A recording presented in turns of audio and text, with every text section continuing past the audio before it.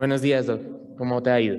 Si quieres, puedes prender cámara y probar si puedes compartir pantalla o si no, ya te pasamos a coanfitrión para que puedas. Creo que hay que pasar como coanfitrión. Ajá. Pues está pendiente el compartir pantalla, pero bueno, ya estamos aquí. Ahí ya te vemos, ya te estamos pasando a coanfitrión para que puedas pasar, presentar pantalla. Pero ahí te vemos, ya estamos acá cuadrando para que puedas compartir pantalla.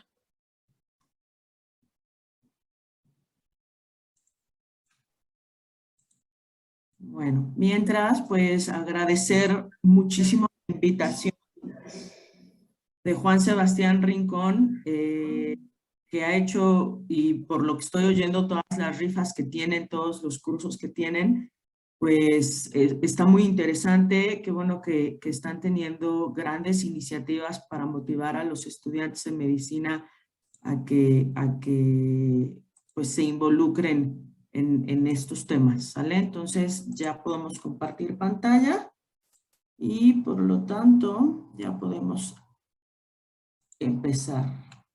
Bueno, vamos a platicar un poquito de genética de la reproducción. Es un tema muy complejo y es un tema que últimamente ha generado mucho ruido. Muchas de las preguntas o muchas de los cuestionamientos son del tipo ético y sobre todo pues la preocupación de la gente de si genética de la reproducción es eugenesia, ¿no? Es seleccionar solamente bebés sanos, ¿no? En realidad no, y esto es un tema que puede ser muy delicado, pero bueno, el objetivo de genética de la reproducción es aumentar que sí haya las posibilidades de un hijo sano, pero sobre todo darle la oportunidad a parejas que no pueden tenerlo de tener o de cumplir este sueño de tener un hijo, ¿no? Siempre hay que revisar los factores familiares, siempre hay que revisar tanto la edad materna y paterna, también esta es una cuestión social, generalmente se asocian temas de discapacidad de edad materna y a veces nos olvidamos de que la edad paterna también es un factor para enfermedades genéticas. Si bien la edad materna lo es para alteraciones cromosómicas, la edad paterna lo es para alteraciones de un solo gen, ¿no? Y por supuesto los factores ambientales. También el objetivo de la genética de la reproducción es disminuir la posibilidad de las pérdidas. Las pérdidas gestacionales causan detrimento obviamente en la salud de la madre, pero sobre todo causan un conflicto emocional en la pareja, ¿no? Y entonces evitar estas pérdidas, evitar este desgaste emocional de estar teniendo pérdidas, es uno de los objetivos de genética de la reproducción. Y sobre todo darle oportunidad, que era lo que platicábamos al inicio, de que las personas que tienen dificultades para concebir puedan tener un hijo biológico, ¿no? Que muchas veces es un tema que tiene este sentido de trascendencia, el yo dejar mis genes, el yo dejar mi información biológica en siguientes generaciones, ¿no? Y pues bueno, los objetivos del médico genetista son, por supuesto, acompañamiento y diagnóstico de precisión en las parejas en todos los escenarios. Desde antes de tener un hijo, es decir, preconcepcional, hasta durante el embarazo y cuando el niño nace, ¿no? El asesoramiento, por ejemplo, en nuestro laboratorio, en GD Technologies, el asesoramiento genético es gratuito y es, como debe ser el asesoramiento genético, preprueba y postprueba. ¿Por qué? Porque hay que elegir la prueba y a partir de esa elección correcta de pruebas genéticas, podemos también tomar decisiones informadas, podemos permitir que la familia tome una decisión con toda la información y de acuerdo a sus necesidades antes de realizar cualquier procedimiento y antes de realizar cualquier prueba, ¿no? Entonces podemos hacer paneles de pruebas a la medida y evidentemente vamos a optimizar las técnicas de biología molecular en cada caso y permitir que haya una participación interdisciplinaria, que esto es muy importante, ¿no? La participación interdisciplinaria no solo entre médicos de diferentes especialidades, sino también entre carreras diferentes que se involucren también embriólogos, que se involucren los ingenieros biotecnólogos, que se involucren biólogos, que son los que realizan las pruebas genéticas. Vamos a hablar un poquito de preconcepcional. Pues bueno, siempre parte la pregunta en preconcepcional, ¿cuándo es el mejor momento para tener un hijo? Pues la verdad es que la respuesta a esta pregunta es que nunca, ¿no? Nunca podemos estar lo suficientemente listos para tener un hijo y ofrecerle una situación estable económica, familiar, social, de salud, etcétera, ¿no? Siempre va a haber como algún detallito, pero es muchísimo mejor que yo tenga un hijo en un ambiente planeado que tenga un hijo en un evento fortuito, ¿no? Entonces siempre planear las situaciones económicas, cuál es mi relación con mi pareja, cómo está nuestra situación familiar, cómo está la situación social en mi país, en los términos económicos, en los términos de vivienda, en los términos sociales y sobre todo cuál es la situación de salud de los progenitores. Últimamente uno de los conceptos que se ha venido escuchando más es el término de epigenética. Es decir, estos cambios ambientales, por ejemplo, en nutrición de la mamá durante el embarazo, ¿cómo pueden afectar la salud de ese bebé, de ese feto en la vida adulta, ¿no? Sabemos, por ejemplo, que una mamá que tenga niveles altos de glucosa, aun cuando no tenga diabetes gestacional o aun cuando no tenga diabetes, va a generar niños que sean más propensos a sobrepeso y que de adultos tengan mayor probabilidad de desarrollar diabetes, ¿no? Entonces, este ambiente materno influye muchísimo en cómo se van a comportar genes de enfermedades comunes que por supuesto van a repercutir en la salud de la vida adulta, ¿no? Entonces también viene una planeación de salud. ¿Qué antecedentes familiares tengo yo y qué antecedentes familiares tiene mi pareja que al conjuntarse me puedan crear un ambiente en el que no tengo un bebé sano, ¿no? Y por supuesto siempre es importante explorar las expectativas que yo tengo al tener un hijo y los motivos por los que estoy teniendo un hijo. Porque evidentemente estas cargas emocionales, estas cargas psicológicas, pues también van a ser determinantes en la vida adulta de una persona, ¿no? Entonces, el objetivo, por supuesto, es prevenir, planear y anticipar, ¿no? Y aunque no es rocket science, pues sí es cuestiones importantes. Es importante hacer pruebas preconcepcionales, es importante revisar un árbol genealógico, pero sobre todo en la revisión del árbol genealógico es importante saber qué buscar, ¿no? Y para eso es importante apoyarse en el médico especialista en genética, que es el que va a saber qué peso tienen esos antecedentes familiares, ¿no? Muchas veces hablamos de antecedentes familiares y pues yo puedo decir, pues 3 de mis 4 abuelos tuvieron diabetes, ¿no?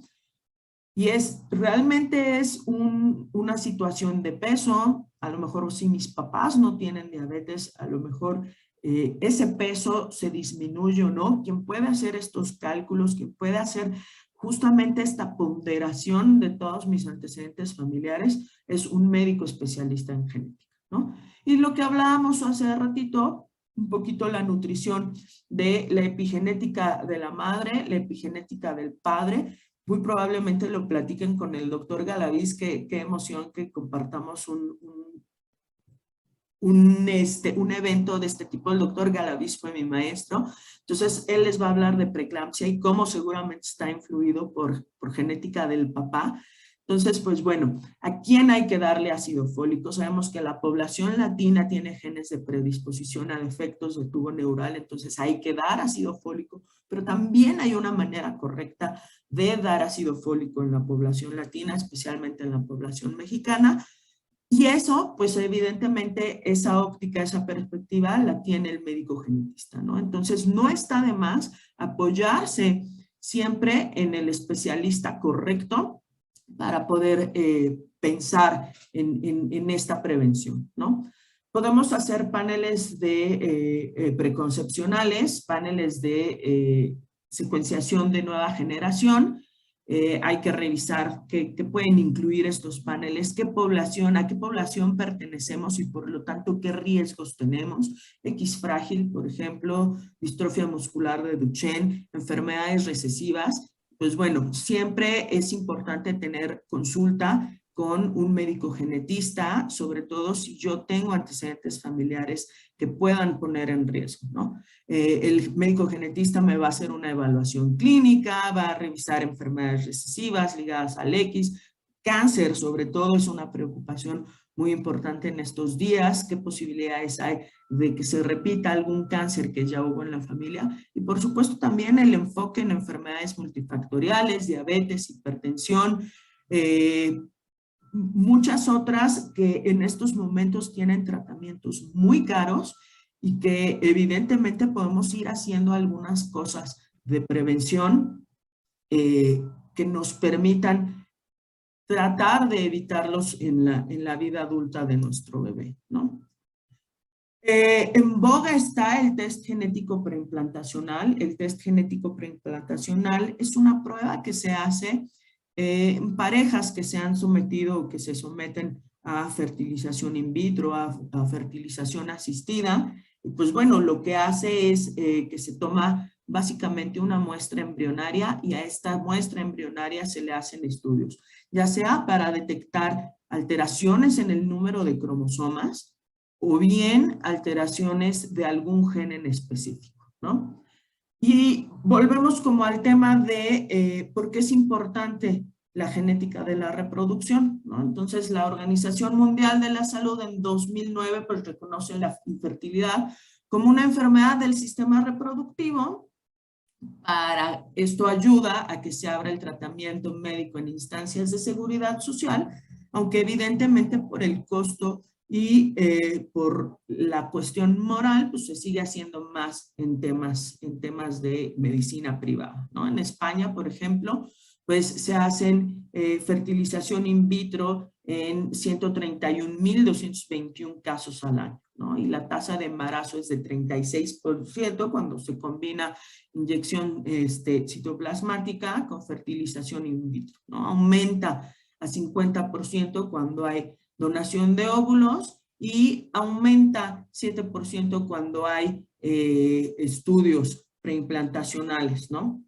La disponibilidad, por ejemplo, en Europa es de 2.500 ciclos por millón de habitantes y este es un tema muy importante, ¿no? Que es que cada vez más gente se está acercando a las clínicas de reproducción asistida y uno de los temas, pues evidentemente es porque la edad a la que concebimos, pues se va haciendo mayor, ¿no? Con el tema de buscar una mejor posición económica y social, pues vamos aplazando la edad reproductiva y esto, por supuesto, favorece las dificultades en la reproducción, ¿no? En México, por ejemplo, hay entre 4 a 5 millones de parejas con problemas de fertilidad y el Instituto Mexicano del Seguro Social atiende casi 12,000 parejas anuales, ¿no? Entonces, evidentemente sí hay ya una necesidad poblacional a nivel mundial de tener técnicas de reproducción asistida, pero también estudios de genética que nos permitan evaluar esos embriones, por ejemplo, ¿no?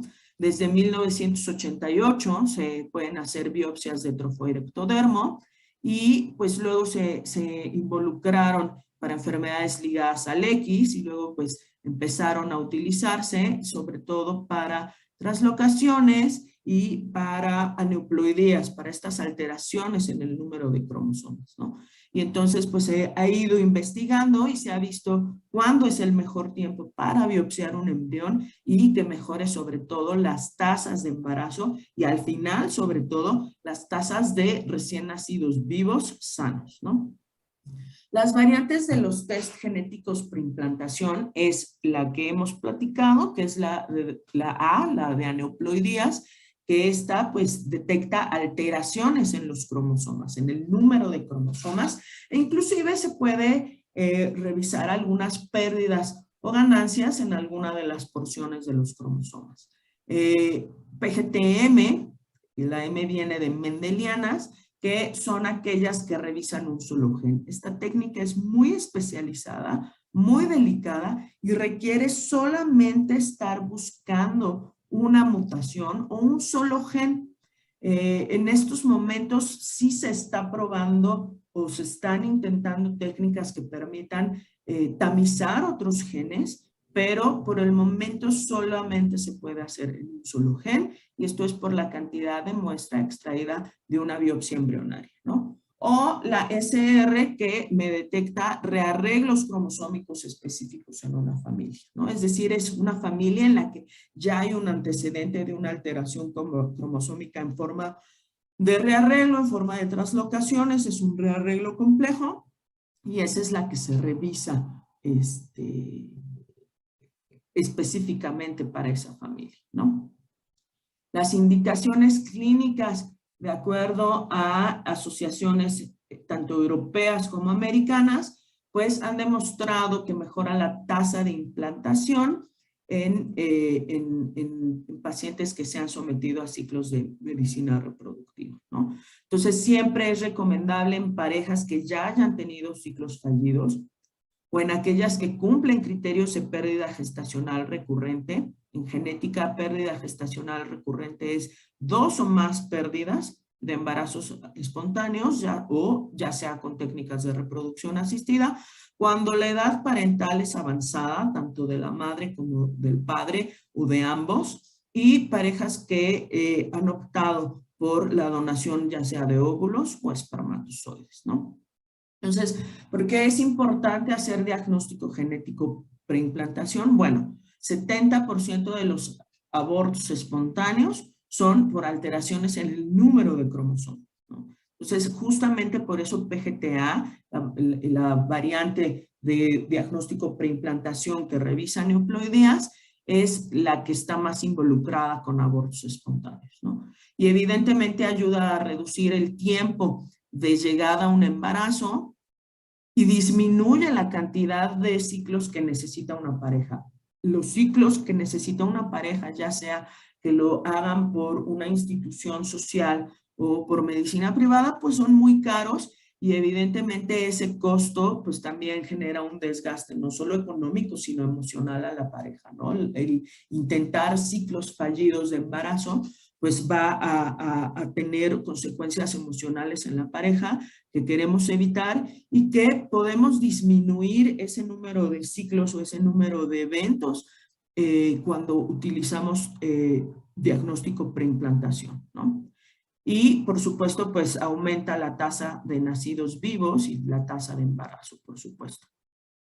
Hay alternativas o se están buscando alternativas para el estudio de embriones. Evidentemente, los que estudiamos medicina nos regimos bajo el primum non nocere, primero no dañar. Entonces, en este momento se están estudiando ya alternativas de estudio preimplantación sin biopsiar al embrión. Trabajando con el líquido en el que el embrión está cultivado, en el que el embrión vive. Y pues bueno, evidentemente ahorita ya hay embarazos exitosos posteriores a esta técnica, pero son técnicas que, por ejemplo, en Latinoamérica apenas vamos a ir tratando de tener disponibles para las clínicas, ¿no? Son técnicas que también ayudan a disminuir el costo de una biopsia embrionaria y que permitirán pues a muchísimas más parejas acercarse al diagnóstico preimplantatorio. Ya vi por ahí que tienen una plática de NIPT, de test prenatal no invasivo, entonces me voy a ir muy rápido con este tema porque seguramente el ponente que tienen y que parece que es ponente internacional también, les va a hablar muchísimo más ampliamente de este tipo de estudios, ¿no? Pero pues va enfocado a determinar el riesgo otra vez de alteraciones cromosómicas porque son las más frecuentes, sobre todo cuando hay edades avanzadas y que bueno, que este feto pues tenga alteraciones asociadas a esos aneuploideas, a ese número de cromosomas inadecuado, ¿no? Lo interesante y por el que no es, por el que es un estudio no invasivo, es porque esta muestra se toma en sangre de mamá, ¿no? Entonces, bueno, entre las indicaciones está cuando hay edad materna avanzada, cuando hay edad paterna avanzada, o cuando el tamizaje combinado, ya sea bioquímico o ultrasonográfico, arrojan un riesgo alto, ¿no? Se toma a partir de la semana 10 y lo que vamos a buscar es ADN libre circulante, ¿no? Todas las células que tiene mamá, tanto sanguíneas como adipocitos, se van destruyendo y forman un ADN libre que está en su sangre, pero se descubrió que también componentes de este ADN libre circulante es que hay una fracción fetal. Hay una parte de ADN en las mujeres embarazadas del feto que va libre en mamá, ¿no? Entonces esa cosa que se llama fracción fetal proviene de trofoblastos placentarios y bueno, es entre un 13 y un 3% del total del DNA libre circulante y a partir de esa pequeña fracción fetal es que nosotros podemos descubrir si hay una alteración en los cromosomas o inclusive pérdidas o ganancias pequeñas de información genética. Es muy importante, la NIPT no es una prueba diagnóstica, se considera una prueba de tamizaje y se considera una prueba de tamizaje justamente porque no es una prueba que tome una muestra directamente del feto, sino es una prueba indirecta del feto porque el ADN circulante no todo es componente fetal, ¿no? Pero tiene una sensibilidad muy buena, tiene una sensibilidad sobre todo contra otros estudios de tamiz, como son todos los marcadores séricos, la sensibilidad pues aumenta, ¿no? Se puede hacer también entre la semana 9 o 10 hasta el final del embarazo, lo cual pues también amplía la ventana que yo tengo para hacer los estudios, ya que la mayoría de los marcadores séricos son estudios que precisan hacerse en algunas semanas justamente para poder hacer la conversión bioestadística adecuada, ¿no? Especialmente en alteraciones de cromosomas 13, 18 y 21, especialmente en 21, tiene una sensibilidad muy alta, ¿no? En otras alteraciones que no incluyen los cromosomas 13, 18, 21, X o Y, pues bueno, aún no hay una validación clínica comprobable porque pues el número de casos confirmatorios son muy poquitos, la mayoría de los fetos que tienen alteraciones en otros cromosomas terminan en aborto y pues de repente a los abortos ya nadie los estudia, ¿no? Entonces siempre es importante que cuando tienes un tema de un NIPT alterado, apoyarse en el genetista para buscar también estudios posteriores que ayuden a aumentar la bioestadística que hay referente a este tipo de estudios, ¿no? Se dan entonces, como es un estudio de tamiz, se dan resultados en bajo riesgo o alto riesgo y pues los estudios de alto riesgo deben ser confirmados por otras pruebas que tengan muestras más cercanas al feto, ¿no? Ya sea de vellosidades coriales o de líquido amniótico, ¿no? En conclusión, pues es muy importante revisar qué hay de nuevo en pruebas genéticas. Pues actualmente tenemos pruebas más rápidas y más baratas, ¿no? Como ustedes seguramente oyeron a principios de este año o hace unos meses, pues el genoma ya está completamente leído. Pero, pues, ¿qué sigue, no? ¿Qué hago con esa cantidad de información que tengo ya de cómo está constituido el genoma completo del humano? ¿Qué sigue, no?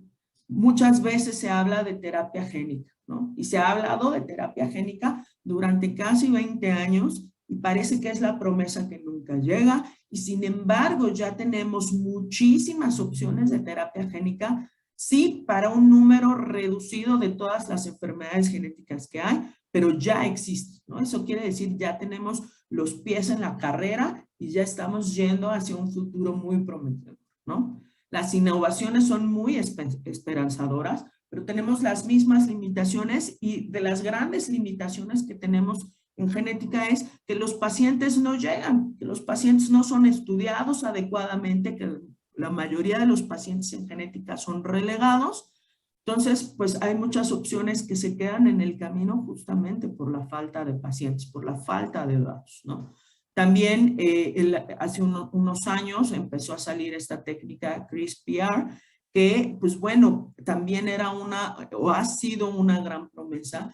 Pues la verdad es que las investigaciones en esta técnica han favorecido mucho a que sí va a ser una técnica que nos ayude a modificar el genoma, obviamente tomando ventajas en curar enfermedades, ¿no? Pero evidentemente, pues ahí tenemos la legislación en la mayoría de nuestros países va muy por detrás de la ciencia, ¿no? Entonces siempre hay que tratar de ser nosotros científicos, la parte ética, la parte de revisar cuáles pueden ser los alcances potenciales negativos de algo que a lo mejor la mayoría de nosotros pues estamos considerando para un beneficio de la humanidad, pero siempre por ahí hay alguna mente malvada, ¿no?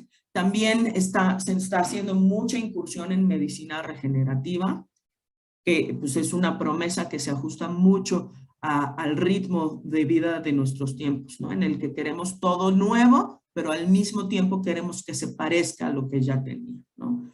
Pues nos da mucha angustia vivir eternamente, pero pues mucho de lo que se trabaja en muchos ámbitos científicos es a prolongar la vida del ser humano, ¿no? Entonces, ¿qué podemos hacer nosotros como médicos, como científicos, como gente que se dedica a ciencias de la salud? Innovar. Innovar, que es un proceso en el cual modificamos ideas, modificamos procesos, haciéndolos nuevos, haciéndolos mejor, ¿no? Entonces, nosotros en GD Technologies buscamos medicina de precisión, claro que sí, pero antes queremos una medicina interdisciplinaria. Queremos que los pacientes, por supuesto, lleguen a un diagnóstico genético, pero para que lleguen a un diagnóstico genético, primero tienen que llegar con el genetista, ¿no? Entonces, hay que buscar no solo de las otras especialidades al genetista, el genetista también tendrá que empezar a cambiar su forma de pensar y tendrá que empezar a buscar a las otras especialidades y ver en qué puede contribuir, ¿no? Entonces, yo nuevamente agradezco mucho a Juan Sebastián Rincón la invitación a este simposio, agradezco muchísimo a todo el comité organizador,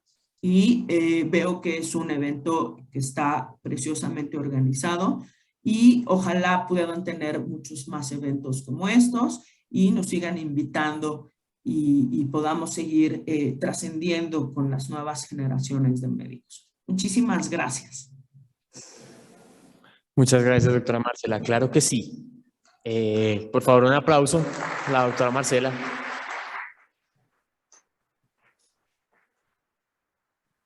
No, muchas gracias, doctora Marcela. Es gratificante también tener profesionales de otros países que nos den también su panorama, mucho mejor de Latinoamérica, porque entre todos, pues, tenemos una visión un poquito más cercana, ¿no? A comparación de otros países de pronto. Pero yo siento que hemos avanzado un montón. Y algo de lo que las personas también más están interesadas y lo que la consulta genética ahorita aumenta bastante es precisamente en el diagnóstico prenatal, en el asesoramiento genético a parejas. Eso ha aumentado un montón. Siento que aún faltan cosas, obviamente como todo, pero hemos mejorado bastante con eso. Creo que hay unas preguntas, pero primero en el chat del Zoom, pero primero quisiera saber si hay preguntas acá presenciales. Sí, la cuestión es que estamos sin micrófono. Espera, una pregunta, no sé si se puede acercar y eso me la dices. Mientras se la dices a Sebastián, vamos con una pregunta de las que están en el Zoom. Creo que hay algunas preguntas, por favor. Las personas interesadas en hacer preguntas pueden hacerlas en el Zoom, que ya me la están pasando. Alex Arden Cardona tiene una pregunta. Dice, ¿cuál es tu concepto respecto a los embriones artificiales y la ectogénesis? Pues en este momento el tema de embriones artificiales es un tema que tiene mucho debate. De repente en la comunidad científica hay pues mucha disparidad, sobre todo en las legislaciones de ciertos países. México, por ejemplo, es un país que es muy buscado para genética reproductiva porque no hay una legislación determinada. Europa, por ejemplo, tiene muchas prohibiciones en muchísimos países, sobre todo los que conforman la Comunidad Europea. Entonces, es importante entender que tanto la creación de embriones artificiales como ectogénesis tiene que ser un tema en el que nos vayamos un poco lento, ¿no? Como lo dije hace rato, nosotros como médicos o como profesionales de la ciencia de la salud podemos tener un concepto de que va a ser un beneficio para la humanidad, pero por ahí siempre de repente hay alguien que tiene otra visión, una visión en la que saca provecho, una visión que no es enteramente ética, ¿no? Entonces sí tenemos que ser muy cuidadosos hacia dónde vamos y lo que proponemos y no olvidar sobre todo cuál es el objetivo real de genética reproductiva y es ayudar a aquellos que tienen pérdidas gestacionales, ayudar a aquellos que tienen dificultades en la concepción, pero no es crear un mundo sin enfermedades, no es crear un mundo con superhumanos, ¿no? Y no es crear, evidentemente, una política eugenésica, ¿no? Entonces, hay que ser muy cuidadosos, sobre todo cuando buscamos este tipo de respuestas. Listo. Vamos entonces con la pregunta que hay cada presencial y creo que nos da tiempo para otra. Espera. Buenos días. Dime la pregunta. Hace mucho eco. La pregunta es una duda. ¿Qué?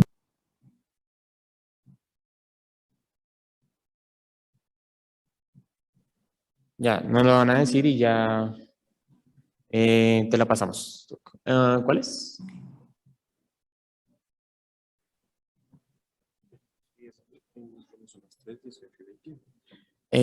Acá preguntan por qué hay más riesgo en los cromosomas 3, 18 y 21. No es que haya más riesgo como tal, pero los cromosomas o las alteraciones, especialmente las trisomías de los cromosomas 13, 18 y 21, son compatibles con la vida, aunque la vida de 13 y 18 sea una vida muy corta, la esperanza de vida de los niños con trisomía 13 y 18 es hasta de 2 o 3 años de vida. Por eso es en las que más se concentra buscar una sensibilidad adecuada y una especificidad adecuada de todos los tamices prenatales, ¿no? Justamente porque son los que son compatibles con la vida. La mayoría de las aneuploideas completas de otros cromosomas que no son ni 13, ni 18, ni 21, ni X, ni Y, concluyen en abortos, ¿no? Entonces, generalmente los estudios prenatales están más abocados a ser muy sensibles y muy específicos en 13, 18 y 21, justamente porque son los que son compatibles con la vida, ¿no?